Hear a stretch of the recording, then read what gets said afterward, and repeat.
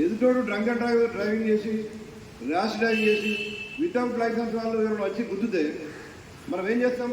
మనం ఎంత జాగ్రత్త ఉన్నప్పటికీ ఎదుటివారి నిర్లక్ష్యం మూలంగా కూడా మనం యాక్సిడెంట్ గురే అవకాశం ఉంటుంది.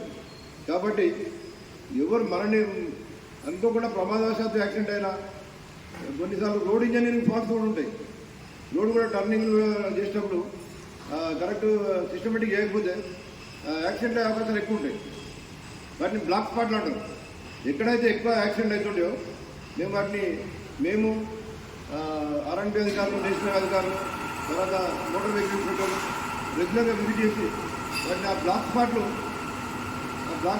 మేము ఐడెంటిఫై చేసి అక్కడ ఏమేమి మెజర్ తీసుకోవాలి అని చెప్పి రెగ్యులర్గా మేము అవన్నీ కార్యక్రమాలు చేస్తుంటాం. కొన్ని మెజర్స్ కూడా తీసుకుంటున్నాము. ఉదాహరణకి ఇక్కడ ఆదిలాబాద్ ఆర్చ్ ఉన్నది అంటే గుడి మన దేవపూర్ చెక్ పోస్ట్ దాటిన తర్వాత ఆదిలాబాద్ ఆర్చ్ దగ్గర సడన్గా హైవే నుంచి ఆదిలాబాద్కు టర్న్ అవుతుంటే వెహికల్ అక్కడ ఎక్కువ యాక్సిడెంట్ అవుతుంది. దాన్ని ఏ విధంగా నివారించాలని చెప్పి గౌరవ మా ఎస్పీ గారు కొన్ని సూచనలు చేయడం జరిగింది.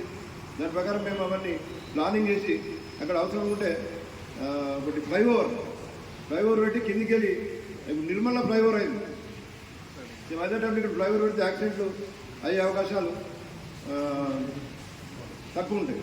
కాబట్టి మెజర్స్ కూడా రెగ్యులర్గా పోలీస్ డిపార్ట్మెంట్ మిగతా అన్ని డిపార్ట్మెంట్ సహకారంతో చేయడం జరుగుతుంది.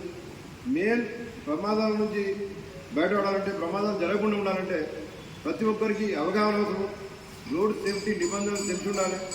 ట్రాఫిక్ రూల్స్ అందరూ పాటించాలి. ఇవన్నీ పాటిస్తే మనకు 99% మన ప్రమాదాలను నివారించుకోవచ్చు. Thank you sir.